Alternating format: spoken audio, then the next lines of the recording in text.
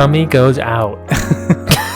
You explain this to the 4-year-old who walked into the room and saw you like just disembowel a demon. I don't know why. His tummy just came out. It's okay. He's a demon.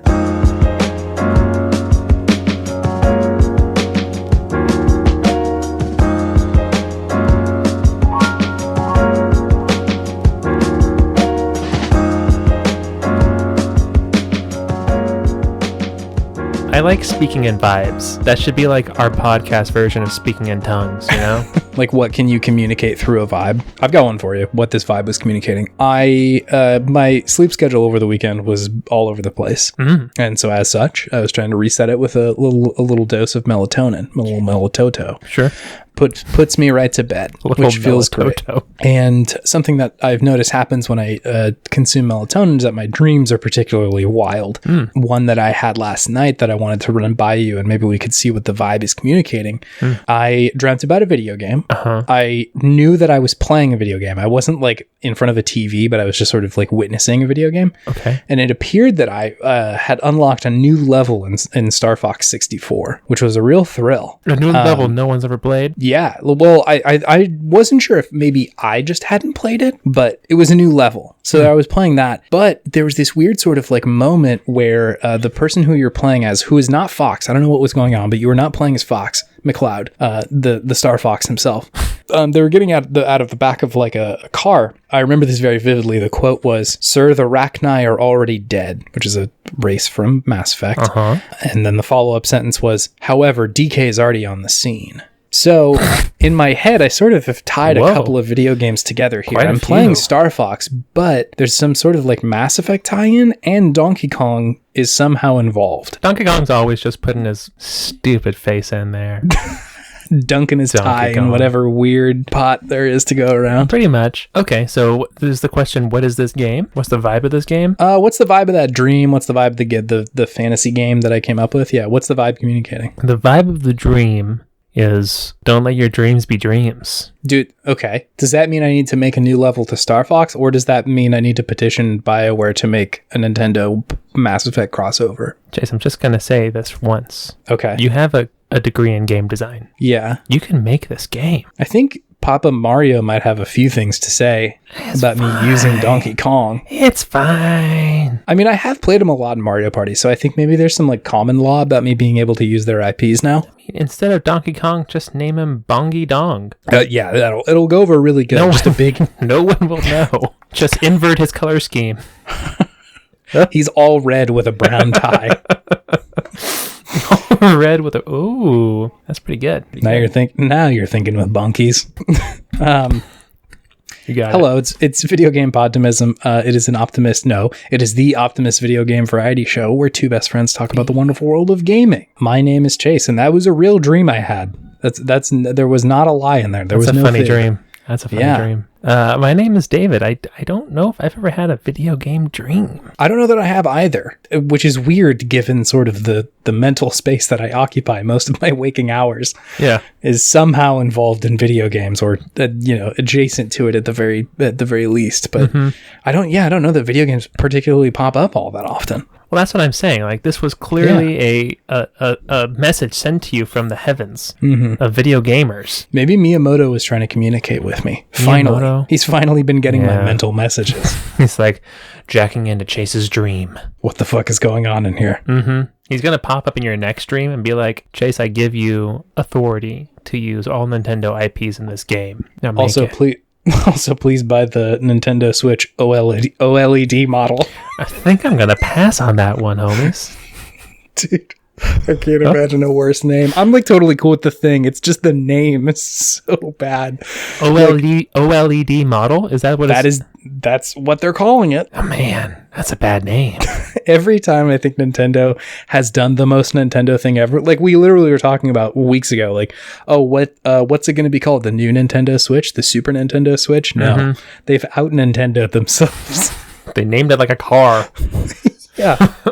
the Nintendo Switch 2.x or some shit. 2. It's worse than that. Is the OLED model. It's so ridiculous. Yeah, that's not a good name. That's the opposite of good name. I'm totally cool with everything else. It seems neat. I probably won't be getting one, but it seems neat. Yeah, I don't think I'm going to get one, but if you don't have a Switch already, this is probably the one to get. Yeah, great opportunity. Hey, have you been playing video games? I have. Can you tell me about them? Yes. Still a little bit of Hades. Sure. Of course. Until the day you die, I think. Probably. Me too. Yeah. Still a little bit of Ratchet and Clank. Probably not until the day I die, but still that one has a pretty significant end to it. It's like, okay, I'm done now. I'm done, yeah. The Hades just keeps going. Doesn't stop. Yeah. Still both good. Yeah. I think I've talked about them enough on the cast. Sure. But good games. Yeah. I've dipped into some new games. Okay, talk to me. Dish. Fallout 4. Fallout 4? What in the world? Yeah. Sometimes the games you bring really throw me for a loop. Yeah, Fallout 4. Fallout 4, the open world post-apocalyptic game from Bethesda. Bethesda, you got it. Yeah. Sequel to the smash hit Fallout 3. And New Vegas, I think, was in the middle there. New Vegas was in the middle. Yeah. Yep. It's fun. Yeah. It definitely feels like they just slapped Fallout on the Skyrim engine again.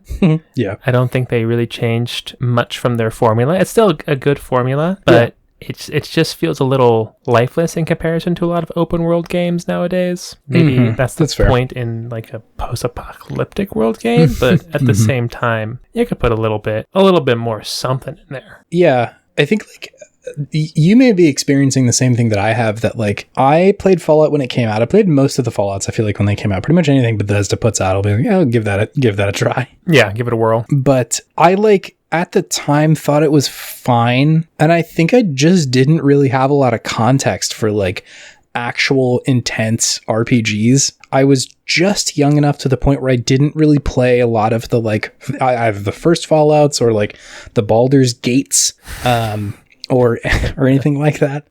So like my context for what being one of those kind of RPGs is just wasn't really there. Yeah, it's just after playing The Witcher 3. And I think Divinity, too. And Divinity, yeah. Like, there's a lot of heavy RPG stuff in there. And also, you've recently been playing Disco Elysium. So, like, a lot of heavy RPG stuff. And then, like, I think Fallout 4 just stripped away a lot of that. Mm-hmm. And I think there's still an enjoyable game there, but it's not a really heavy or intense role-playing video game, you know? No, it definitely feels more on rails. It definitely feels a little hollow. In a way, it doesn't have the same depth that those games has, where it's like every single character has this intricate backstory and motives and lives, right? Yeah, it just seems it's not bad, but it's not. Sure. I wouldn't say it's like anything superior than Fallout 3, which was a game that came out 10 years before it, something like that. It was a while, yeah. So it's a little disappointing to see that they didn't try to swing for the fences at all, but at the same time it's not a bad game. It's not pushing any boundaries. It's not doing anything unique or special. Special, huh? It's a Fallout joke. It's a Fallout joke, everybody. Jesus. It all comes full circle. But I'm still the VAT system is still fun.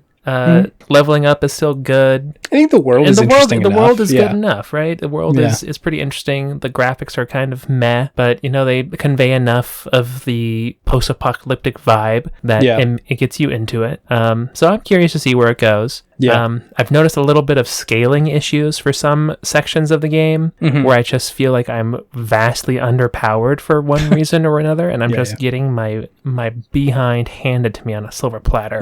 Sure. And I don't know what or what I did wrong, because I just feel like I was just following the main storyline quests, and maybe that just means it's just going to be a rough road. But yeah, I've been having a good time with it. It's fun enough to make a character, and just kind of get into the RPG mindset, crafting this damsel. Actually, not a damsel, this heroine. Did you play Outer Worlds? Was it a year or two ago now? No, I never got that one. It would be worth playing after you go through Fallout 4, because I think like it does take a lot of the stuff that people pointed to from like New Vegas and even earlier RPGs and said like, hey, this isn't this isn't here, and we'd like it to be there. Because that's Obsidian, right? That's not Bethesda. Yeah, that's it's made by a lot of the people who did the New Vegas in the first place. I think New Vegas as well. And New Vegas, yeah. Which, this is like my weirdest video game opinion. I really don't like New Vegas. I've tried to play it so many times, and just like every time I'm like, oh my God, this feels like a slog. Interesting. I'm not sure if it's just like I've played that intro too much or what. Also, like in general, I think the Fallout world is kind of difficult to exist in for many, many hours. Like, sure, yeah. I can go hang out in Skyrim and feel so content and like just go see what's going on in fucking High Hrothgar, or like there's a dragon apocalypse happening, but it's cool. It's fine, right? Like the world is so chill and nice, and like there's pretty music going on in the background. And Fallout's like, hey dudes, shit is fucked and will be fucked forever. Yeah, it's never getting better. No, and everybody here is fucked too. And just like that's fun for a video game, but it is hard for me to exist in there for a while. It's hard to get lost in that. I get that. Yeah. Weird. I don't know. Weird that New Vegas has not gripped me in the way that like I liked Wasteland, that game from last year, Wasteland 3. Like it's a very similar setting, and I don't think that's a mistake. But yeah, that game I think was more fun. I think it may have just not taken itself quite as seriously. I don't know. It's a weird thing. I hear you. Yeah, it's hard to play an RPG and sink yourself into this mindset of someone surviving in this hellscape. For too long. Because it'll get to you. Cool. Do you have any other thoughts on Fallout 4? No. I think that's it for right now. I've also been playing Fallout New Vegas. Actually? Yeah. Oh my God. Yeah. Wow. I was interested to compare and contrast between the two different developers. Yeah, that would be interesting. I can see why that would be cool. I definitely feel like Fallout New Vegas will grip me more than Fallout 4. Yeah, for sure. I haven't played too much of it yet. I just kind of like created a character and gotten in like the first little area. Yeah. But already it just feels like the characters are so much more compelling. I mean, they're people, right? Like they've written them, and there's like backstory, and you can pull on dialogue strings. Like, yeah. Even though I have like weird feelings about it, like that much is definitely clear, even just playing like that little first area. Yeah. Whereas in Fallout 4, you just get introduced to all these randos, the Minutemen, and like this old woman who like gets high and like predicts the future. And I'm just like, who are you weirdos? Like, you're not real people. You're not. This is ridiculous. It does feel like the difference between like a very cool concept for a character and like a well-written character. Like I definitely get caught up in cool concepts in video games very often, and like sometimes overlook that like, well, this character isn't anyone. Like I don't know who they are. Yeah. But it is a lot more obvious when something is well written, and like this person doesn't have like a lot of wild stuff about them, but like if you just kind of pull on them, like you can see who they are and how they like have acted and what their actions have done to bring them to this moment. Like, exactly. It's just much better. So yeah, I much prefer that one. And I think that's what, at least so far, New Vegas seems to be more akin to, but we'll find out. Yeah. We'll find out. I'll report back. So yeah, I'm going to be interested to see the difference between those two games. It'll be a fun comparison. Yeah, hell yeah. Video games. Video games, Thoughtful conversations about video games. Here we are. I'll write a 4-paragraph essay comparing and contrasting. To what degree is Fallout New Vegas a better game? Oh my God. Send me away from there. Cool. Are you playing any other video games? Yeah. Talk to me. Doom. I feel like I've been all over the place. Seriously. Adrift in just the video games ocean. Pretty much. Yeah, you're not wrong there. Doom 2016 or Fresh Doom? I forget the subtitle of this one. Eternal. Okay. 2016. You're playing Eternal. I played 2016. Okay, you're playing 2016. Cool. I'd gotten it and played a little bit of it, and then I kind of just fell off the wagon just because it's so intense that I just can't play it for that long sometimes. Yeah, sure. But then this weekend I just sat down and I was like, it's Doom time, baby, and I beat it. Cool. Yep. Nice. It's not a particularly long game. Like you can definitely get through it. Yeah, it was pretty short. I wouldn't say the ending was super satisfying, but I'm sure that's just leading up for the sequel, and I don't really think the story is what you come to Doom for. Not you really. just come for the crazy action set pieces and hordes of demons coming to kill you, and you're just running around like a chicken with its head cut off, just shooting everything in sight. And it does that very well. very well. Sure does. Yeah, what'd you think of it, having played most of it now? It's a good game mechanically. Something about the music just really puts me on edge and like disturbs me. Gent, baby. The gent is good, but like I can't have that and all this terrible imagery just shown to me for large amounts of time. It puts me in a weird headspace. I hear that, yeah. It's a little too metal for me.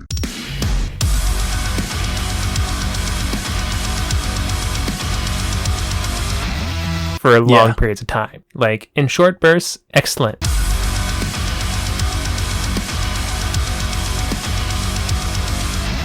But for like a long extended play, I get heart palpitations, baby. It's a lot. It's a lot of intensity and adrenaline. I just keep on subjecting myself to. But it was good. I really enjoyed it. It's fun. It's definitely a nice breath of fresh air for first person shooters. I don't think I can really enjoy a Call of Duty or a Battlefield like single player at this moment in time. Yeah. They just feel they feel very derivative. Yeah. The territory is well trodden. Like we've definitely been there. None of them do anything different or interesting or fun, in my opinion. But Doom did something very different by just cranking it up to 11 and just saying go for it. Yeah. Which is really fun. It's like having played a lot of like games that handle violence in kind of a shitty way in the last like couple years, and I think especially like looking past like we do with some of these video games, like Doom is a very weird example of how like you can do violence without it being just like so bad and like hurtful.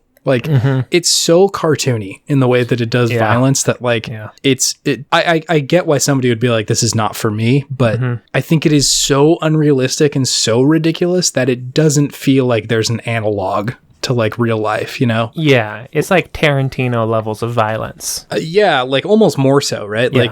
Like it's just absolutely bananas in the way that it presents it, and so like your brain, or at least my brain, isn't able to compare it to like, oh, this is like human violence happening to other humans. It's like, well, you're just blowing up demons and like you know, their tummy goes out or whatever. Like it's just it's so ridiculous that their tummy goes out.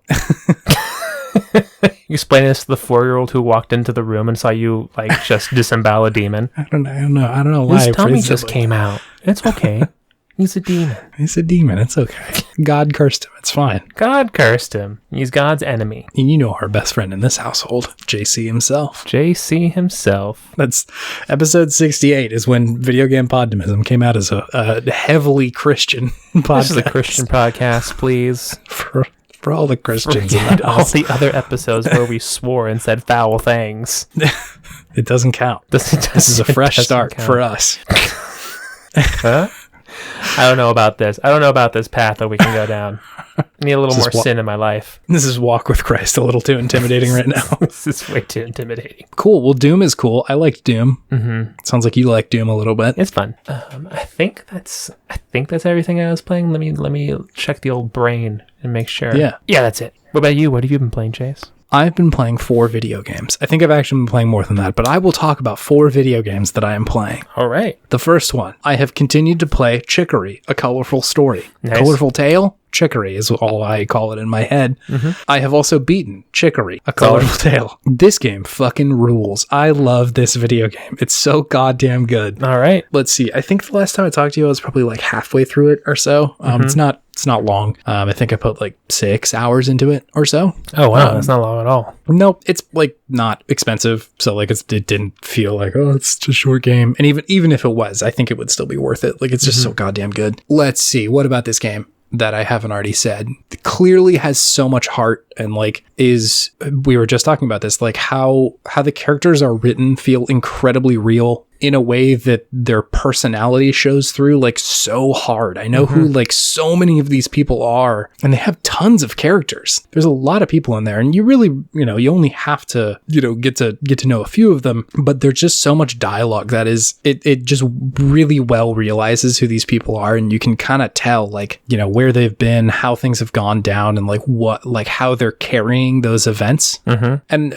I think that this is sort of tangential, but like this genre, this like sort of top-down tile-based adventure game has a tendency to be like depressive in a way. Like Amori, that game that I was talking about last time and played earlier in the year, is like really heavy and really intense. And like, even Undertale to some, certain times in the game is pretty depressing. Yeah, it gets real. Yeah. And like this one does too, but I think in a way that is ultimately pretty optimistic and pretty like not happy-go-lucky, but like it has a more optimistic tone to it, I think, and a more optimistic message. Very weird call out, very specific, but they do hugs in this game really well. Hugs? When characters hug each other, it feels really good. Like there's a couple of times where you hug a few different characters. One time I think it's your sister, and then another time it's Chicory, and like it's just so nice. They hold it for a long time. Like I feel like sometimes in games, like you get like the bro hug where it's just like the back tap and that's it. Tap, tap. But this one, like it's clear that they both really want to do the hug and also just like hold it for a long time in a way that's like, oh, that's nice. Okay. It feels good. I don't know why, like that was one of the things I pulled out, but it was activated that great feeling in your brain. Like, definitely did. Yeah. Nice hug. It like really stuck the landing, I felt like, for the ending. I think that's just a consequence of the game being fairly concise. It knows the story it wants to tell and took out literally anything that isn't telling that story. Sure. I think that part of it is really good. There's like a section towards the end where you're doing these like, I don't think this is spoilers and I won't go into it too deep, but there's a section where you're doing a series of trials as the new wielder. I guess I should explain a little bit about what this game is, but I already mentioned like the other games that it's like. Essentially it's an adventure game and you're kind of solving little puzzles and there's combat every now and then, but really not a lot. Yeah. Your main point of interaction is this brush that you use to color in the world, and you sort of get abilities based on that. Like, you're able to dive into the paint and like swim through it like an Inkling from Splatoon or whatever, which is cool. So that stuff is great. Yeah, there's a part of it where you're doing these like trials, and I could see how that would be a little bit tedious, but it mostly serves as a function for you to explore who Chicory is, and then as a consequence, who you are as the character that you're playing. It's just so fucking well done. Like all of those sections have a part where like you could stop talking to Chicory if you wanted to, and like stop listening to what she has to say, but like there's more dialogue and I gotta know what the fuck she's gonna talk about and stuff like that. It's always good. Just phenomenal stuff. And like, yeah, I feel like it is rare for a video game, in my experience, for me to want to go back to the dialogue. Sometimes video game dialogue is just so poopy and not great. And like, I'm like, okay, like I get it. Like I get the point you're trying to make here. We'll be talking more about that later, probably. Yes. But something like this or like Mass Effect, it's like, I really want to see like what this person's going to say, what they're going to bring up to like explore who they are. And I think it makes such a compelling case for that. And it's really fucking good. When it's done well, it really is quite great. Good video game dialogue. Definitely. It's something else. In a game that's not voice acted. Like it's just the writing. So I think that is triumph of a video game. That may be selling it short, because I don't think this game was set up to fail, but it's really impressive what they've done with video game about painting. It's an adventure game. It's top down. Like there's so much going on here. And like I said, the themes that they're communicating, the way that it ends, and I think what it has to say is something that is hard to convey in video games. It's got a lot to say about art. It's got a lot to say about just like individuality and like discovering who you are and how you relate to other people. It's just fucking good. It really sticks that landing. All right. I don't want to give too much away, just because like I'd have to start spoiling the video game. But yeah, it's good. If any of this sounds interesting, please give it a look. It's such a good game. All right. Whiplash, Tonal Shift. I have been also playing DBZ Kakarot. Oh baby, yeah. This game's got nothing to say except punch harder. Do punch. Emily Alice was watching me play this game yesterday. She's like, what's the point of this one? And I didn't have a good answer. I had no idea what to say. I said, beat the bad guys? I don't know. To be Goku? Be cool? Be Goku is pretty much it. Yeah. This, I went back and listened. This was one of the first games I brought up on the pod like a year and a half ago. Yeah. I was playing it when it came out, and now I'm playing it again because I didn't get through it. I didn't beat it. I think I got to the end of like the Frieza saga and was like, okay, it's enough. Like, okay, I get it. Yeah, pretty much. But I wanted to get beyond that just because it seemed like there is a lot of game there. I think they also put out a DLC of like some of Dragon Ball Super. So I wanted to get up in there. I've been skipping every cutscene and every dialogue just to get to that point, which does cut down the playtime quite a bit. I bet, yeah. So if for whatever reason you've recently listened to the first episode, this may sound a little bit familiar, but the same sort of like things that I had to say then are still true. Like the game is pretty uneven in the way that it plays. Like sometimes it feels so good and just like sublime in a way that only a Dragon Ball Z game can. I know exactly what you mean. Like you'll kind of blink a little bit and it's like, damn, am I watching a show? No, I'm participating in it. It's so cool. The show. I am the Goku. I am the Piccolo. And so like that part of it, every now and then you just kind of lose yourself in it. And it's really fun and like makes you feel very empowered and strong and Saiyan and all that shit.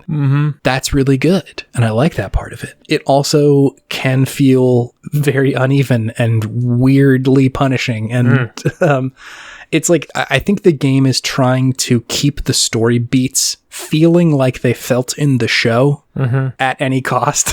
Yeah. And so like it has levels in this video game. Like it's like an open world, the fucking Dragon Ball Z game. And so like you can go grind for levels and shit like that. If you want to, and it levels you up, and like every level is pretty significant. Like when you're fighting like the big bosses, usually you're within a level of them, and if not, like that's a problem. And but so here's the caveat to that, is that the game usually will just dump overwhelming amounts of experience on you whenever you beat someone or get through a story beat, so that you're up to the level that you need to be. Sure. The consequence of that, however, though, is that the little like nothing enemies that you can fight in between battles or like major story beats give you nearly no experience. Like you'd have to grind for like hours to get levels. Sure. Where if you can just like cheese out the next fight, you will immediately get a lot of levels dumped on you. And so it like is sort of discouraging you from leveling up, and in a way that the game is designed around. It feels very weird. Like I said, I think the intent there is that they're trying to protect the experience of the show, right? Like if Gohan just walked up to somebody in the first season or something like that and kicked their ass, you'd be like, well, this doesn't feel right or whatever. Or, you know, when you do that, you absolutely wipe the floor with them, and then the cutscene comes back and he's getting beat or something, you know, like it's like, okay, like that doesn't make any sense. But I think it has the unintended consequence of making the leveling system feel very unnecessary. Like you could just make me whatever level you want me to be if you're really tied to the story that hard. Yeah. Right. And I don't think this is the case for everybody who plays this game, but for me personally, I was like, I really would like to over level myself and just beat the ever loving shit out of the next guy that I need to fight. Same. That would be quite satisfying for me. And so like you get in these situations sometimes where the story will have weirdly artificially inflated the difficulty for like no good reason. Like I got stuck on Dodoria yesterday for like 5 fights. I was fighting as Vegeta fighting Dodoria on planet Namek, and he just kicked my ass over and over and over again. That ain't right. No, that's definitely not part of the show. He's supposed to be tough, but like a regular level of challenge. And you know, I'm fighting Frieza, the big bad of that one. I don't think I lost at any point, just because the game is very focused at that point of like, we need to get you to exactly the right level. Whereas like Dodoria is like, I don't know, like you should probably be fine. And then I just get my ass kicked. Gotcha. And so it feels kind of arbitrary in places. It's like, it's so close to being very good and kind of the game that you want as a Dragon Ball Z fan. Yeah. But it's just, it's not always there, but I'm still playing it. So like clearly the fights are fun enough for me to play through. Would you be playing it still if you didn't like Dragon Ball Z? No, absolutely not. There you go. Like it definitely feels like a supplement to the show rather than an experience unto itself. Like if you didn't like this, that like there's just so many times where like the dialogue is kind of using the reference or the show as like a crutch almost. Like the moment, I guess spoilers for fucking Dragon Ball Z. The moment when Trunks is revealed to be Vegeta's son from the future is played up a lot in the show, and kind of like, holy shit, people are like, that is wild. Got real sci-fi there. Yeah, but in the game, it's just like they say it as if you already know it, and all the characters just go, whoa, and that's kind of it. Like, it's not really played up for the big sort of reveal that it is. It wasn't like that anime moment where it zooms in on everybody's eyes, startled. What? Oh my God. Yeah, no, it wasn't that. So it's definitely not a whole experience in itself. It's something else. And so like I am enjoying it just because I like experiencing Dragon Ball Z for the fucking 40th time or whatever it may be after having played all the Dragon Ball Z Budokai Tenkaichis and all that shit. Man. The Budokais and the Tenkaichis. Both of them, yeah. But yeah, I don't know. I don't want to harp on the game too much because clearly I'm still enjoying it, and like there's something to take away there that I like. But you know, I think if you're not a big fan of this, I would totally get why you say this game is not good. Yeah. Did they make turning Super Saiyan feel good? Yes. The first time you do it, it's significant. You fight Frieza as non-Super Saiyan Goku, and then you fight him afterwards, and you kick his ass, which feels really great, and that feels good. The way that they mechanically do it is that you have like ki that you have to manage. Like, you know, if you use a Kamehameha, it'll fucking deplete some of your energy, your ki. And if you go Super Saiyan, it just kind of slowly depletes at a constant rate. And so you can't maintain that for the whole fight. But if you're like careful about it and you go like fight some people, back up, do a little power up, you can keep your ki up. And so it's not like impossible to do, but it is. I think it does make it feel significant. Like you're much stronger when you're in that form, and so it behooves you whenever you're fighting someone to just immediately transform. You to be a Super Saiyan, huh? Yeah. Good to know. So that's Dragon Ball Z Kakarot. I've also been playing a video game called Starcraft, David. Starcraft. Number one? Number one, yeah. Wow. Haven't quite made it to Brood War yet, but we're getting there. Starcraft is a real-time strategy game from fucking like 1996 or whatever it was. It's been a minute. Yeah, it's fucking sci-fi and it's set in space and you can play as 3 different races. I think if you grew up at any similar age to us, then you probably know what Starcraft is. Real-time strategy game, you manage resources and you build units and pylons and you command them to fight other large armies of folks. Yeah, yep, that's it. I don't know why. I think it's probably a consequence of me just playing it at this time, but StarCraft 1 is a real summer game for me. Ooh, okay. This and Sim Theme Park, for whatever reason, like I've just got very strong memories of playing these in summer when I was younger.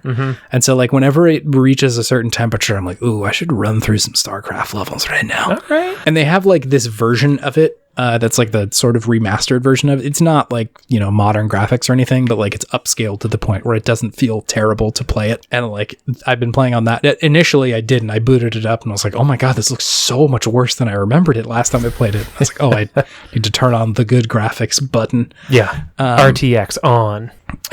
It was literally an HD graphics button. You have to like sign into Blizzard and they're like, oh yeah, you got the fancy version, don't you? Gotta give away your info. Well, I mean, like I bought the game through them, so sure. I get why they would want me to sign. That's fine. It's understandable. Let's see what to say about this video game. It is very good. I'm not like an RTS pro or anything. Like I'm not measuring my clicks per minute or actions per minute, as they say. You were trying to when StarCraft 2 came out.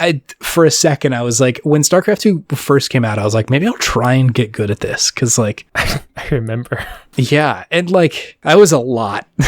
StarCraft is really hard to be very good at or at even decent. It's like pretty tough. Like it's not a solved game by any measure, but like you have to essentially know exactly what you're doing all the time. Like there's no margin of error. You just have to be constantly fucking doing something. And like, that's tough. Even in like Dota, there's room to fuck up a little bit. But with StarCraft, it's like, oh, this dude has like, you know, he's been playing faster than I have. His build is a minute ahead of mine, so I'm fucked or something like that. Like, that's wild. It's so nuts. It's such a rabbit hole. And because it is played a lot, like there are a lot of people that play it, you can go and look at, you know, viable builds of like, okay, if you're going to play as the Zerg, then you need to, you know how to do these 3 builds and know which one you need to use and when. And then depending on what the other person is playing as, then you need to be able to respond to that and shift your build in these little ways. Wild. It's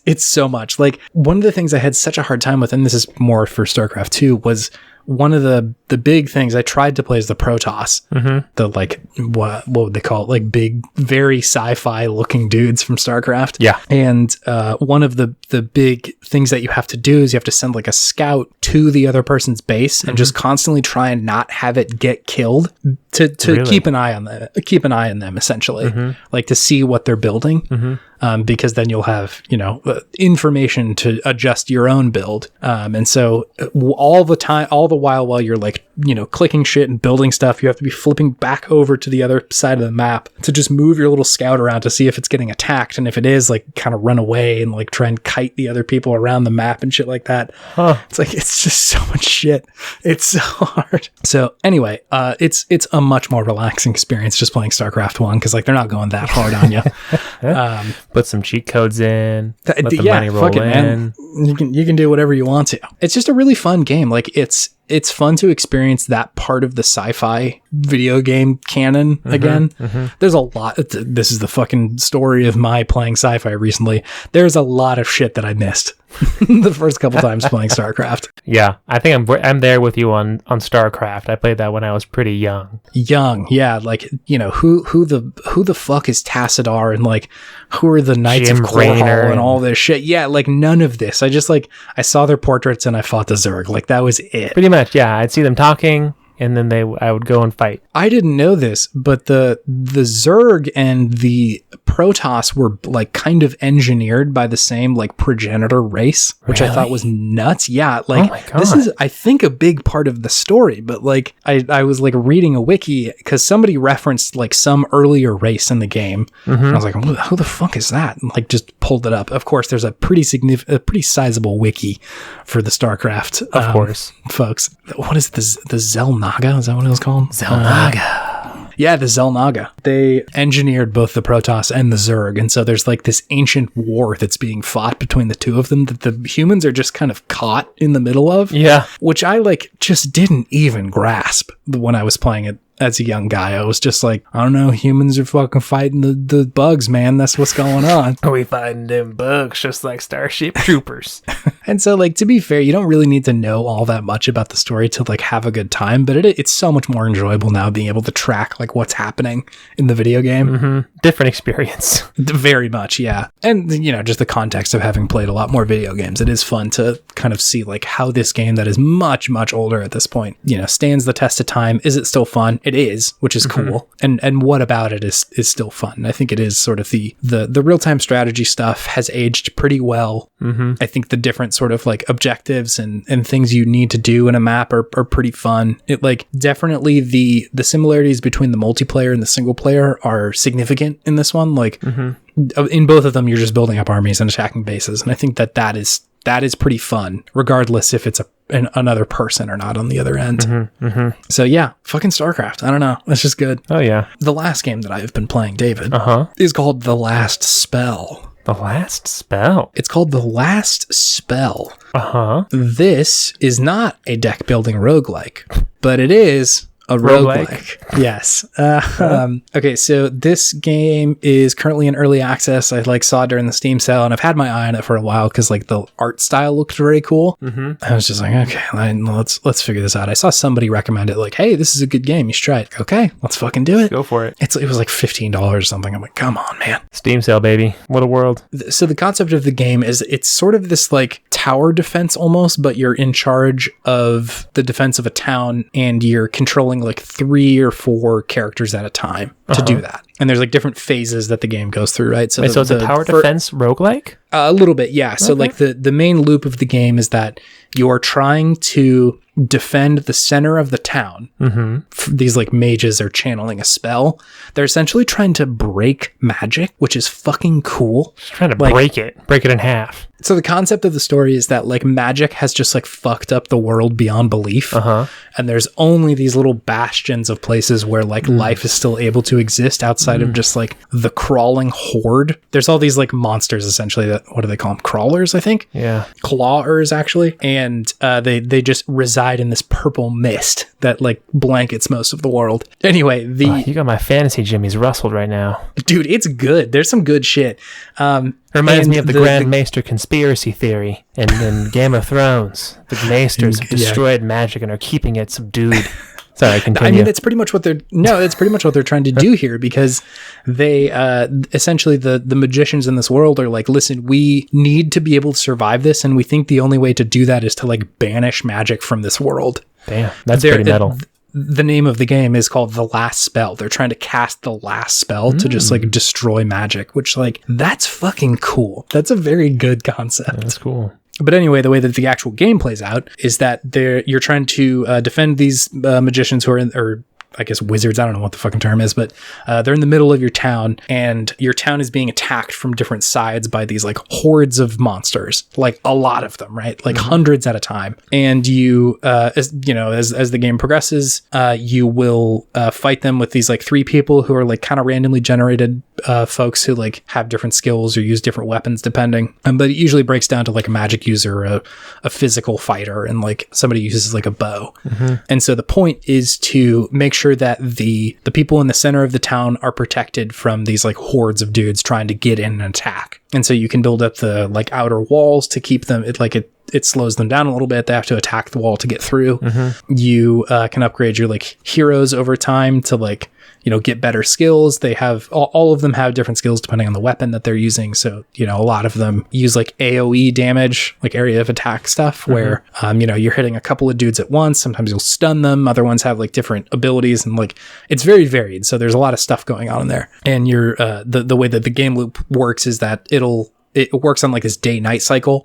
And so once you've beaten the night's monsters, it'll turn into day. And then you have like some time to prep for the next night, right? Okay. And so like that's the time where you can check out, okay, I got this much gold from that last night. And so I can build a structure to restore some of my mana now. Or we can take, the rubble from the town that's currently there and try and transform that into like building blocks so that we can build a better defense line or something like that. Cool. It's pretty good. Like the loop is pretty satisfying, and like I think they've made an interesting game as far as just like a unique perspective. Like I don't play a ton of tower defense games. I generally don't like get hooked by them that hard, but this one definitely has me. And I think it's definitely the difficulty. Like I have not beat the first level. I'm still working on that. I think I played it for like 7 or 8 hours. Whoa. Yeah.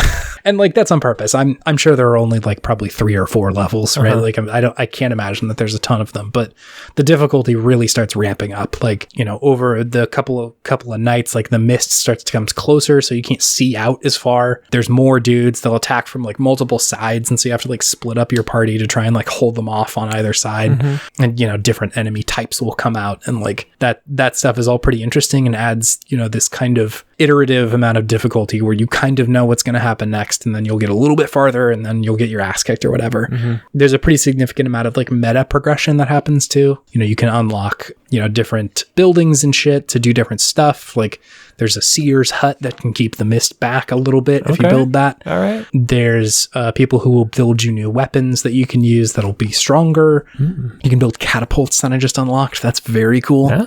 They only have like 2 shots a night. And so you have to like be very careful when you're using them. But it's like a huge significant help when you've got like one dude on one side who's just barely holding it together. The fucking claws are at the gates tearing down the defenses. And it's like, okay, I need to use it now. There you go. So yeah, it's good. It feels good. It's like very tactile. The game feels very weighty whenever you hit dudes. Like it's got just the right amount of like screen shake, audio cues, and like sound design when it like hits somebody. Like, damn, I like really blasted those dudes away just now. And yeah, it's fucking good. Like I said, it's still in early access, and so I could see this game getting tuned a lot. In the way that when Hades was first in early access and then it came out and it's like, wow, this is a very different game. Like the core is still there, but it's just been tuned so acutely. Indie game hipster here, early access on it. I don't mean to drop that like I'm some kind of fucking elitist, but it does feel in a similar way. So yeah, it's just fucking good. They're definitely still patching it and still putting shit out. So it's been interesting to sort of watch that trajectory and watch them continually update it. I think the biggest thing that's missing right now, I just need to fucking rotate my spells, man. That is not a thing you can do yet, but like some of them will attack in like a 2x3 pattern, and I need to be able to rotate that. I need to put it in a 3x2, and that's not something you can do yet. You want to spell Tetris? Pretty much, yeah. And there's literally like Tetrino looking blocks and shit like that. All so right. I need it. It's like the most requested thing on every forum that they have right now. So it's like, I'm sure they're going to put that in there eventually. But yeah, the last spell, pretty fucking good. It's a good video game. That's just where I'm at with it. All right. I'm ready to try it. Yeah. I can show you after this. We have the technology, David. Whoa. Anyway, this will bring me to my Podtimists thing of the week, David. What is it? It is, I'm sure I've done this before, it's Games Done Quick. Again, It is the summer version of Games Done Quick happening right now.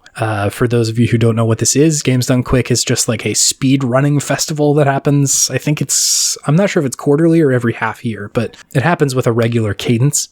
And usually they raise money to support, where like right now they're supporting Doctors Without Borders. Or like, I think they were doing like a donation fund last time to like try and beat cancer, essentially.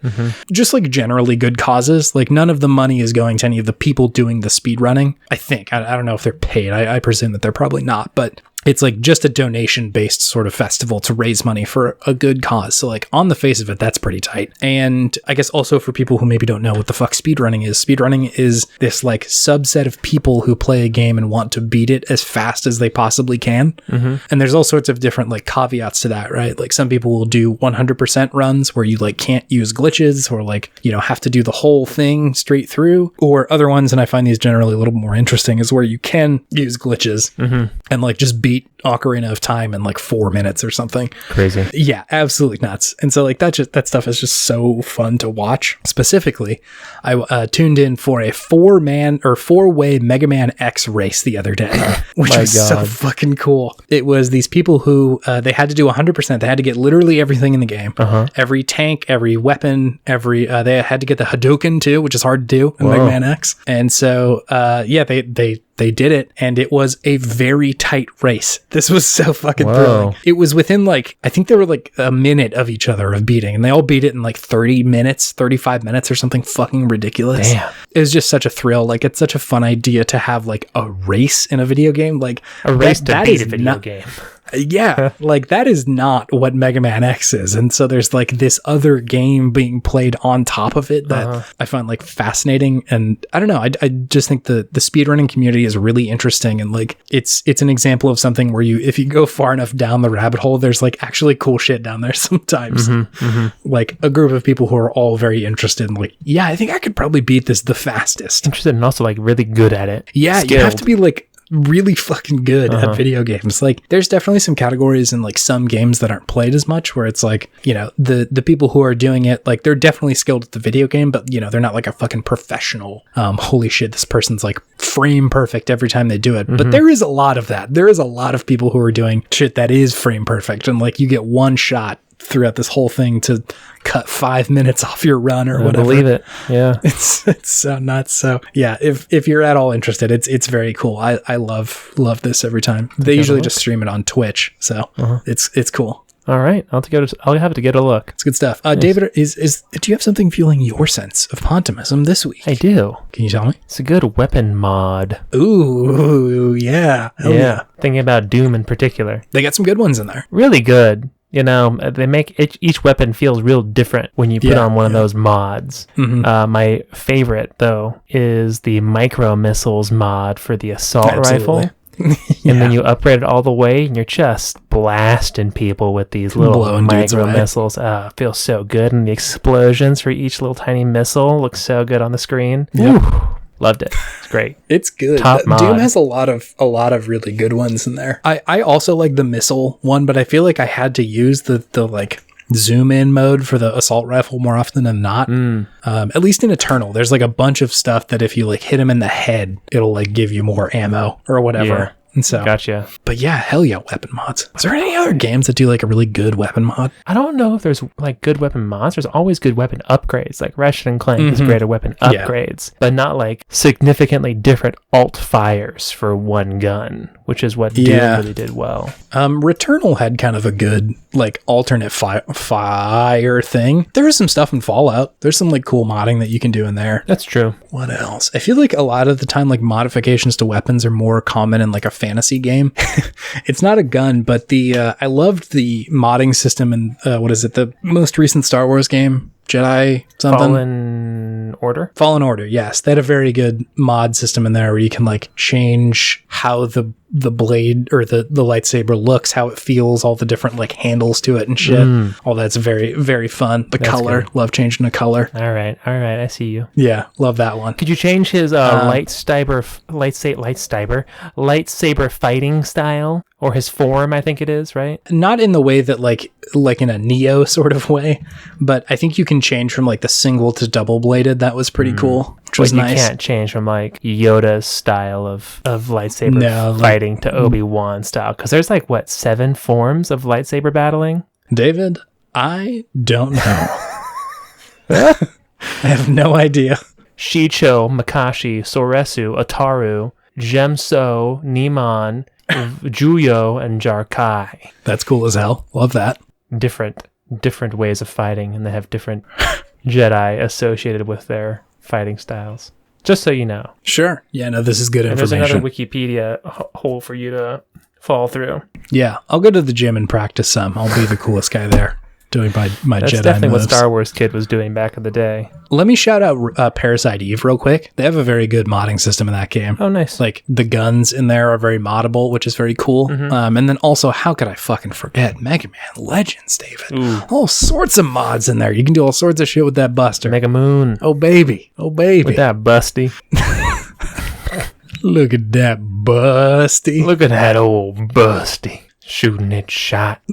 Probably Deus Ex too. There's a lot of stuff going on there. That was pretty fun. That's true. They did have a lot going on in that game. A lot of human modification too. Human revolution. Hey, do you want to move on to our main thing? I do.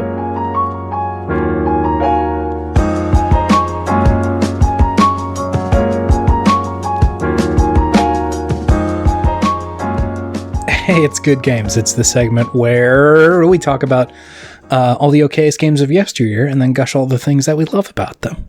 What? You're laughing already. I just love how before every introduction to a segment, there's a split second where you just don't know what to say at all, or you don't remember it, and then it just comes to you in a flash. I like disassociate for about a half a second. Like, I'm just outside of my body floating in the air and then just, like, snap back to it all of a sudden. I'm not sure what that is. You access the ancient words from a pocket dimension that you momentarily slip into. Surely there's an easier place to store just words, but pocket dimension, baby. Apparently that's where I get them from. We are talking about a video game called Pursuit Force. This was another PSP entry. We're trying to dig into that PSP backlog because we realized there's a lot there. It's treasure trove. A lot of okay video games. Treasure trove. You had played this game, right? Yeah, I played this game. I got it off. This was a GameFly game. Great GameFly game. Yeah, it was an interesting game.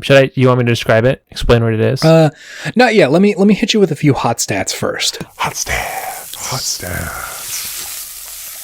So this game came out March 7th of 2005. Honestly, a little later than I thought it was. I don't know why I thought this was kind of an earlier entry. But I don't think the PSP was out for all that long. So maybe this was... I don't know. When did a PSP... We were like in middle school, weren't we? That's what it felt like. So it must have been like 2004? The PlayStation Portable console, video game portable console, came out March 24th of 2005.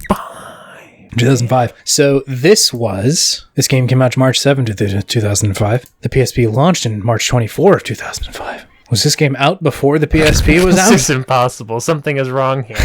Have we found...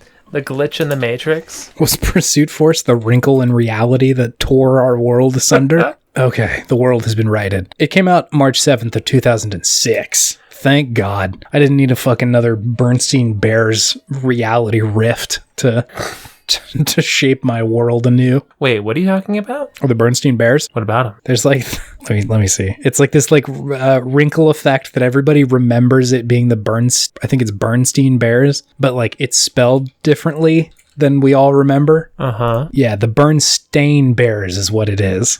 No. Yeah. Bernstein. Stain. Yes, exactly.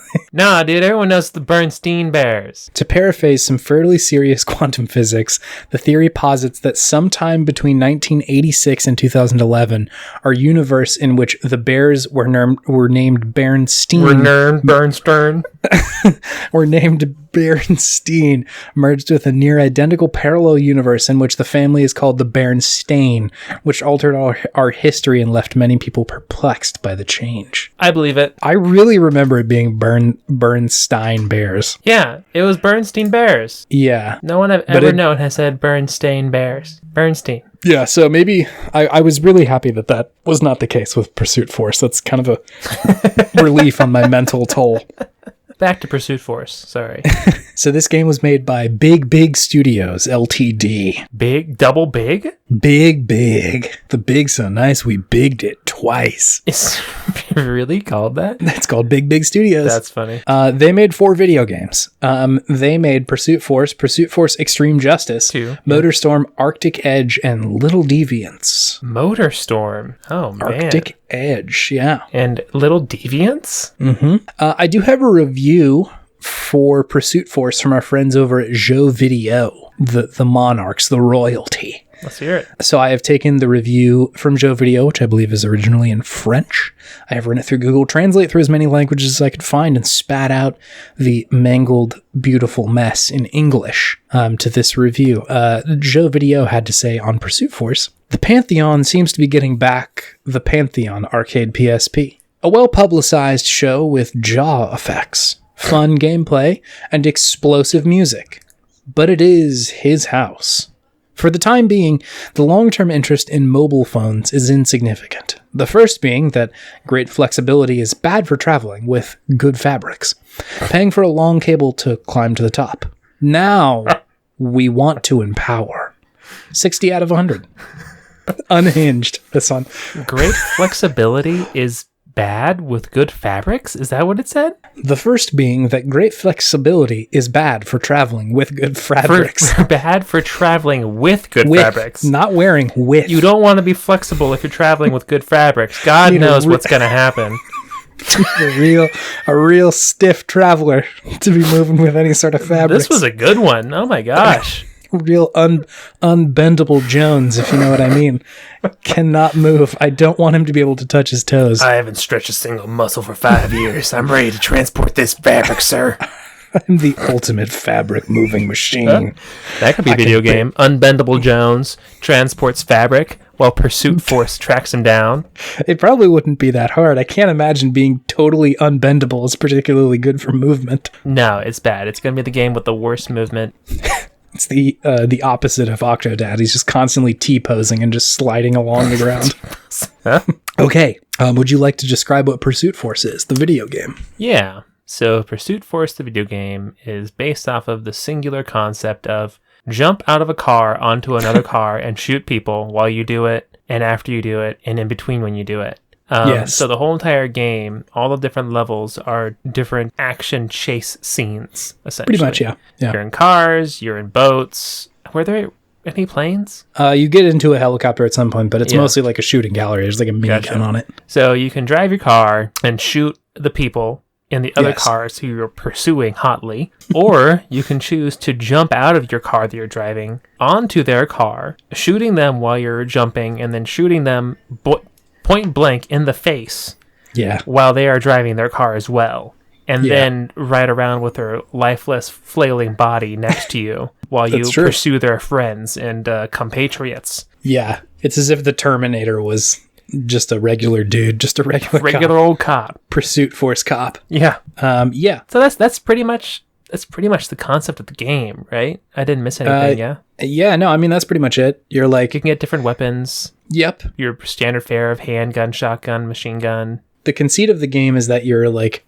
gangs have like overrun America and like or maybe just a city. I was a little unclear about like whether or not this is a nationwide problem or not, but there's like a bunch of gangs and like the normal police aren't getting the job done, and so they have to create a new cool police called the Pursuit Force, which then got rolled into the Space Force.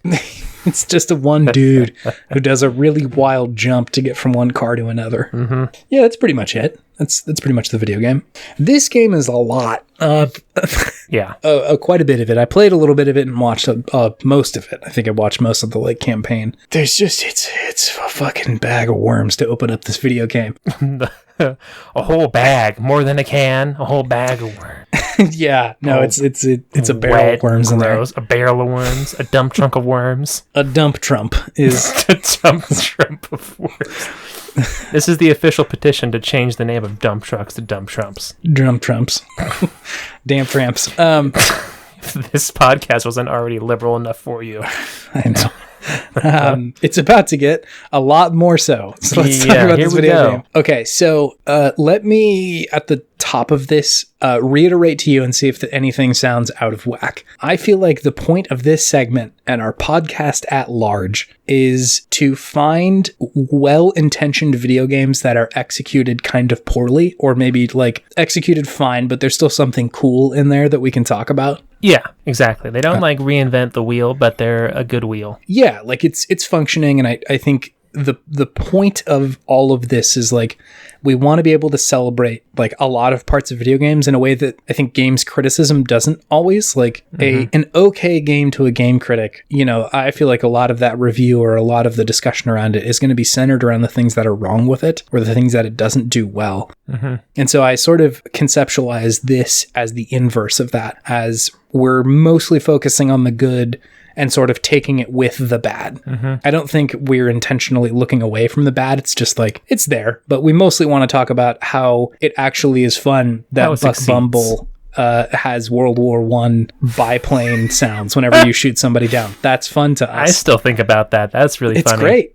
It's very good. I don't think that extends to when, like, outside of mechanics, essentially. Like, if a game is really shitty in hindsight narratively, there's different cases, right? Like maybe it's just like a poorly told story. Yeah. But I think there's other cases where like something has not aged nearly as well or probably just wasn't good in the first place. Yeah. And like in broad daylight feels pretty bad to play through. I think Pursuit Force is one of those cases. Yeah, it seems to be. In retrospection in 2006, I was 14, 15? A young lad, yeah. I didn't get very far in the game, so I didn't get to these really bad parts, I guess. So I was pretty unaware of it or oblivious to it. Yeah, I think just for me personally, like I just wasn't really interrogating video games as seriously as I think they should be. You dated the space racist, so. Yeah, very true. Very true. I was very into Ashley Williams, despite all evidence. So like there's just a lot of shit in here that as a like adult gamer, it's very hard to play through. Like let me give you some examples to like point out the good so maybe we can talk about, or point out the bad so that maybe we can point to the good and feel okay about it, but there is still a lot of bad. Okay, so everybody's a caricature. Everybody. Like there are no regular people in this video game, and like that's probably on purpose, right? It's trying to serve the idea that this is an action game and it should not be taken very seriously. Everybody's just over the top, right? Like the guy who gives you your orders is like a J. Jonah Jameson type, like just angry bearded dude screaming at you like, you gotta go get the fuckers and like all that stuff. Yeah, so there's that. And like when it's fine when it's just like your cartoon boss who's like just some fucking weird white dude, but like when it's the all-female gang and literally all of them are like dressed in the way that you would expect a 2005 video game to present an all-female gang, and like, you know, their one-liners are all like, I need to show you my new toy, and then they pull out a big gun or something. Or you know, any of the there's a gang that is kind of like the Yakuza. I bet that's not handled super well. No, it's not. It's very bad. And so all of that's pretty rough. The loose interpretation that they have with like extra judicial shit that is happening in this game is nuts. Like just on the face of it, the conceit of the police are not doing a good enough job killing criminals. We need to make a new police force. Not bringing them to justice, murdering them. We need a new extrajudicial thing to sort of go above the law and just be able to murk these dudes. Okay, so I recently played Mass Effect. That's essentially your job in Mass Effect as a Spectre. It's like you're kind of outside of the law, But like the things you do as a Spectre aren't always just murder. Like you essentially can like, oh, I don't want to be here anymore. I'm going to leave in my ship. That's okay. Yeah. Or like, I would like access to this building, please. There's definitely something to be said there about like not following the law, but like not just jumping onto a car and killing a person. Yeah. Cold-blooded murdering. Throughout this game. Let me show you a thing I found on the internet. So this dude reviewed Pursuit Force in 2005, and this YouTube channel is him re-reviewing his review, which is very masturbatory and nasal gavy. Sure. But, yeah. So Electronic Gaming Monthly, for people who are not aged and dying like we are, it was a video game magazine. I'm not 30 yet, Chase. Or you're spitting distance, baby. You're almost there. I really am. I see it gazing at me across the room. Essentially, the person who was re-reviewing their review, I probably won't put that in there because I don't want to put them on blast super hard. But to summarize for the person listening, there was this YouTuber who was talking about that he didn't agree with the low scores that Electronic Gaming Monthly gave it because they were pointing to things like the extrajudicial stuff and saying like, hey, I would actually not like to shoot them. I would like to catch the criminals and have them had justice done to them. And the reviewers essentially like, it's an action game. It doesn't need to be taken that seriously. And like, that feels like such a cop-out for like, it does, yeah. a game that is so clearly using the words and the imagery of law enforcement to like essentially make it a game, right? Like I mentioned this to you before the show, but when you jump from one car to another and you shoot someone while you're in the air, the game pops up in the bottom right and says that was a justice shot.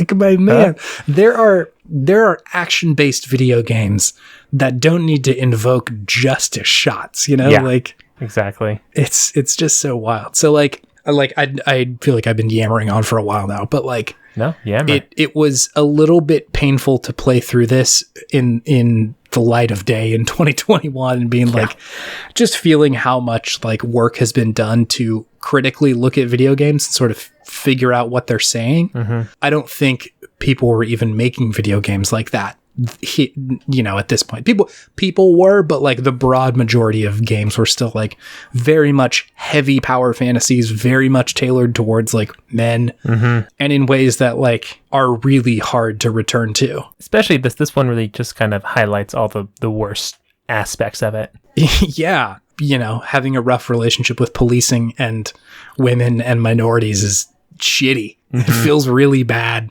There's like, I feel like there have been a lot of games that we've talked about where like parts of it are weird or like some lines didn't land well, or anything like that. But like, what the fuck is wrong with Buck Bumble, man? Like, it's just a bee shooting guns. That's pretty timeless and good. That's just America. It's just America, baby. But like, Pursuit Force is just, it feels so bad to experience. And so like, I felt like I wouldn't be doing a good enough job at holding up to our ideals to not mention this stuff. Like, imagine if this was somebody's first video game. Like, they popped on our podcast and they're like, ooh, I haven't played a video game before. I'll see what they're about. This, of course, isn't a thing because like you need to seek this stuff out. But still, if this wasn't just a teenage nerdy white dude, this would probably be a pretty painful experience of a video game to play. True. Maybe somebody's able to just say like, it's a video game, I don't need to take it that seriously. Okay, that's fine too. But like, it's hard for me to take that off. It's hard for me to say like, it's just a video game. It's definitely not, but it still reflects somebody's opinions and thoughts and ideas of what would be popular or funny or get the game to sell. Yeah, and I think that like there's a lot in there, right? Like the idea that cops are like these soldiers, essentially these like superhero soldiers, is like not a good thing. Like these people should be arms of the law, like just essentially not be shitty murderers, So like, it was a lot. So yeah. Anyway, some parts of the video game are good. Time to gear shift. I know. Yeah. Are you comfortable talking about like the good parts of this game, having like all that said? I mean, I think mechanically it did do some interesting things. I'm comfortable with it. I feel like I can compartmentalize with what it did mechanically as a game, right? Because underneath all that shit, there's still some fun stuff in there. There's some fun stuff in there. It's still a video game. It's still a video game. I mean, it definitely was. It got pretty repetitive because it just kind of did the one thing. Absolutely, and that's about it. But the one thing it did do was they did pretty well. You know, it didn't control particularly well, like with the driving. But there were some moments where jumping onto the car felt pretty cinematic, and I think that's kind of what it was going for. It was trying to be a action movie, and it got glimpses of that sometimes. So I think that is commendable from a just rote mechanics point of view. Yeah. I don't know if many other things in the game are very commendable. Looking back at it, it felt even when I was younger, it felt pretty repetitive. It didn't really grip me, and now I'm kind of glad I sent it back early on GameFly because I don't think I would have been stoked to see all the all the racism and sexism and shit that they had later on in the game. Yeah, I agree that like I think that the video game part of it, like they built the game around jumping from car to car.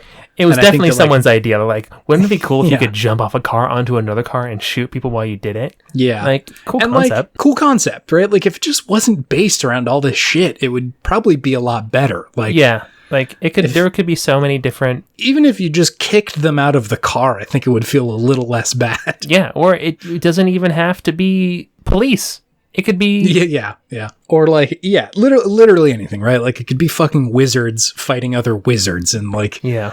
It's keep an eye on the cool car and catch that one, right? Like there's just so much stuff that you don't have to invoke the imagery of law enforcement blowing people away. And you also don't have to do all these caricatures. No, you sure don't. You could just do regular ass people with quirky attitudes. Doesn't have to be this is your race, this is your sex, this is how you are type of shit. That's all there is to you. Yeah. In a way that is just so dismissive and like doesn't even represent what anybody in that group are or is, you know, like it's wild. So I think that the structure of the game I did like. Essentially your level select was just fighting different gangs and like some of that was fun, right? Yeah. Like fighting the paramilitary group that like splintered off from the military and like are trying to like be a gang now. That's kind of fun. Semper Fi, pigs. Like there's a lot of that shit, right? Like there's a lot of quippy stuff going on in there. And like that's interesting. Just like the structure of kind of poking at, you know, these different levels and having, you know, different themes around that is pretty fun. I do like that. It like adds a level of progression that I think is interesting. It's sort of similar to how this comparison. It's similar to how Dark Souls lays out or Demon Souls laid out its levels where like there's like 1, 2. I guess that's a Mario thing, but still you can kind of go down each one of these paths and see like kind of where that lies. So I like that. That's fun. And yeah, like you said, the viscerality of jumping from car to car, it's always good, feels good. I think it is just representative of how media treated action movies at the time. Yeah. And like, not to get real fucking heady about this, but like it's 2005, 9/11 was like 4 years ago. We were doing heavy military shit and like heavy policing sort of stuff. Sure, you know, like I think America's relationship with how we should police us and everybody else was very much like, yeah, fuck it. We got to keep us safe at any cost, right? Like, what are the popular action movies at the time, right? It's a lot of like Jason Bourne type stuff where it's just a dude doing a lot of killing. Definitely extra judicially. Okay, so let's see. We have The Bourne Identity in 2002. Okay. Very much shooting dudes. Literally the movie Shoot 'Em Up in 2007, the action movie. Casino Royale came out in 2006. You remember that movie Crank with Jason Statham in it? That was 2000s? 2009. Damn. Fast and the Furious, I guess that's just cars, but still. The Transporter 2, all those, like, mostly shooting dudes, and in a way that is just, like, absolutely disregarding anybody else, right? And, like, again, I kind of, we don't need to go super far into this. This is, like, very not interesting for people who have maybe, like, thought about this before, but, like, I think there was probably a desire to wrench power back from the things that were scary about living at the moment. Like, a lot of those movies are literally just power, right? Yeah. Like, how can you be as strong as you possibly want to, and like nobody can fuck with you? Like, so much of that was, you know, just Americans being scared of living in the early 2000s, and you know, these quote unquote terrorists and all this shit, right? Like, it is trying to combat violence with other violence in a way that is very like individualistic, and like, I can do this. I'm the one who's going to do all the good shooting. Yeah. I mean, that's what all the superhero movies are, you know? Yes. And I think, like, in contrast, I think to, you know, like in Avengers or something like that. I think Avengers sort of stuff, and like, this probably isn't true across the board, but a lot of that is like, it doesn't invoke the imagery of like the military or the police, you know, like it's just like literally a superhero. There's some stuff in there, and like, you know, I think stuff like Falcon Winter Soldier does like a more interesting job at actually like trying to address that stuff.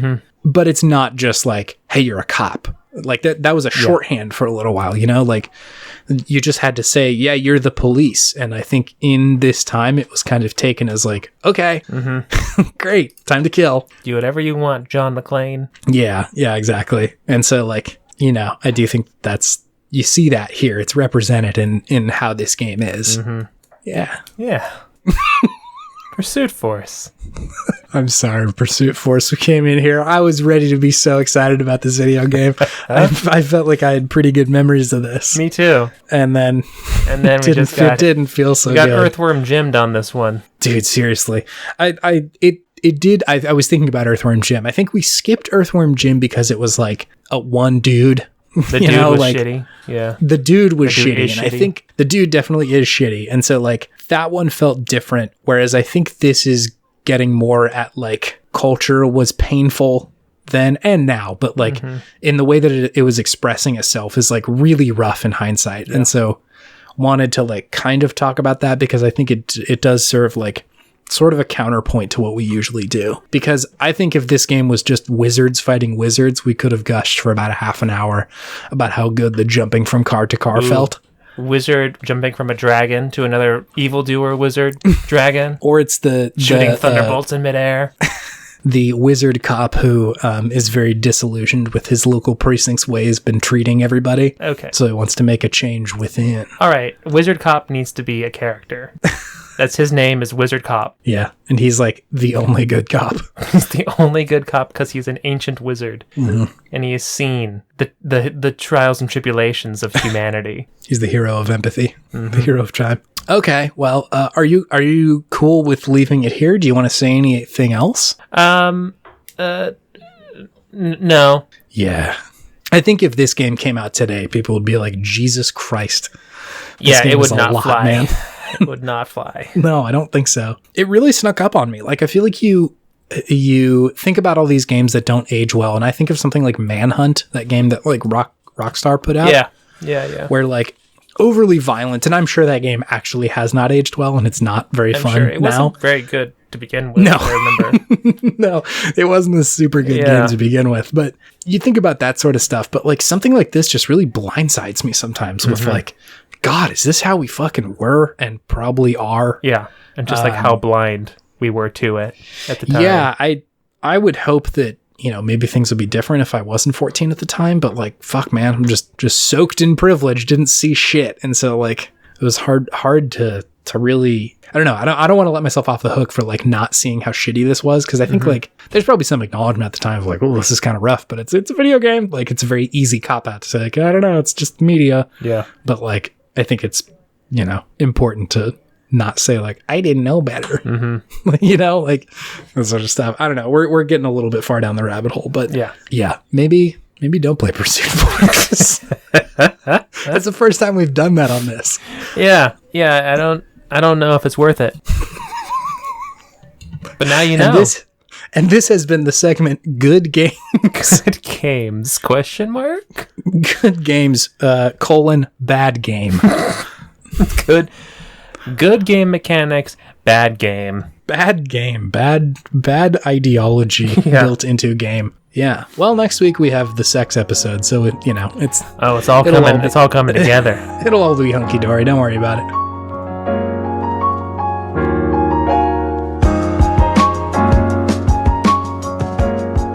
Hi, welcome back. Hello. Hey. Hey, if you want to talk to us and tell us how much you loved Pursuit Force, you can do so on Twitter if you would like. Our twitter.com handle is @Podtimists. That is where you can reach us. Twitter, https://www.twitter.com. We're @Podtimism there. So you can do that. If you are dying to talk to us via email, we have one of those. It is vgpodtimism@gmail.com. Mm-hmm. You can talk to us there if you would like. What else? If you're feeling just so supportive of the show, then what you can do to help there is review the show. Yeah, there we go. Sorry, I had one of those moments. I was reaching into the pocket dimension. Yeah. Oh, there I go again. You can review the show. You can do that on your hosting choice or your hosting preference. I actually don't know if you can do very many reviews on very many platforms. I really only know of Apple Podcasts, so that's one you can do. Mm-hmm.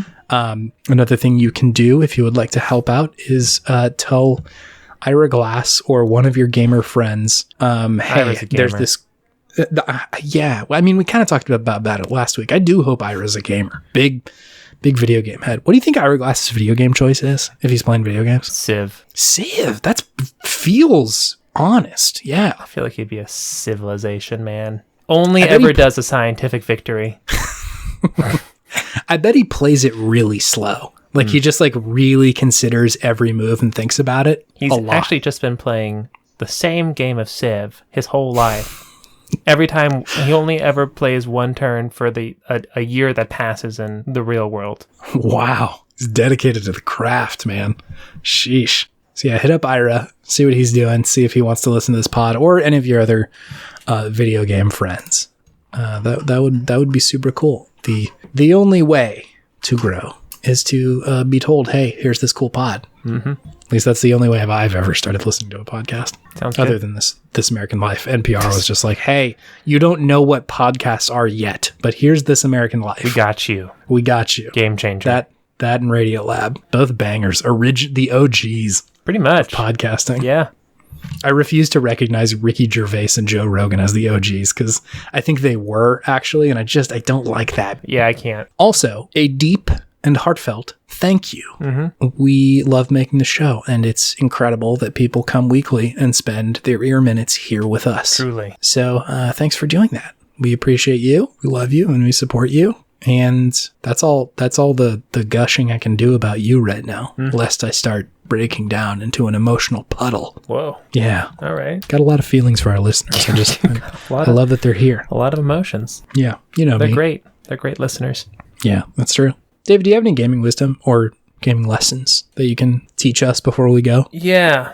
Yeah. If a video game is shitty, morally, don't buy it. Don't buy it. Speak with your wallet. That's the only thing that people really understand in this world, at least in America. Yeah, that's probably true. I mean, the good thing is I don't think a lot of people are playing Pursuit Force, and I don't think our podcast is going to change that. No, probably not. I would hope that people listening to this are paying attention enough to say, like, I think I'm good on skipping that one, huh? We're actually going to get big in the alt-right gamer crowd because we're like, these guys are talking about Pursuit Force. Greatest game ever. It's our one fucking video game, dude. They've been playing Pursuit Force nonstop this whole time. I wonder if there's a speed running for Pursuit Force. I'll do a speed run in Pursuit Force. I'm done. I didn't play it. That's the best way to speed run. You got him. Sorry. This is uncharacteristic of us. We usually don't dunk on video games this hard, but I felt like this one was inviting it. Sure was. So, with that, let's end on a good, happy note. Here we go. Here we go. The funny thing to say to make everybody's spirits lifted is maybe we could do like a skit. Maybe we could do like something to kind of raise everybody's feelings, everybody's spirits. Hey, this one time I was walking around and I saw the old one, and he was like, hey, do you know when Baldur's Gate 3 is coming out? And I was like, I've only been waiting for it my whole life. Yeah. That's the end of the joke. What did they say? They said, a French Onion Larry. Okay, I'll be the old one. You be you walking up to me. We'll play this out. What's up, old one? How you doing, man? Hey, how you doing over there, man? Can you speak up? I can't hear you. Hey, how you doing over there, man? Are you from Louisiana originally? I'm from a dimension that your brain couldn't quite grapple with, friend. If you knew where I come from, you wouldn't be able to think. So are you telepathically putting this folksy accent into my head right now? No, this is how I speak. I'm saying it with my mouth. There's no telepathy. What is this pocket dimension that you're from called? Louisiana. It's actually a coincidence. It's not the same place. It's just what we called it first. It's not the same place. Somebody from Louisiana back in the day actually went to that pocket dimension and their mind became flayed and they came back. And they just all they could say is Louisiana. You're talking about Dave? Dave. Old Dave, Louisiana. He's still there in the swamps. Dimension. Anyway, what was the joke originally? French Onion Larry? I don't know. French Onion Larry. We got from the old one. I was just memeing. We went from the old one to Baldur's Gate 3 to French Onion Larry. And I tried to make it funny, man. But it wasn't. It was bad. Well, I feel shameful about it. Hey, man, that's okay. You ain't got to carry around them bad feelings anymore. Let me take them for you. Well, are you going to eat my feelings? Maybe. Will I have any feelings left if I just let you in? I can't really answer that. Can I give you just my bad feelings? I can't promise you one way or another. You're just going to have to trust this intergalactic multidimensional being with your sad feelings. Mr. the Old One, I appreciate your offer, but I'm going to decline. Fair enough. Well, all right, here I go back to my hell dimension. See ya. See you next time. End of podcast. Bye.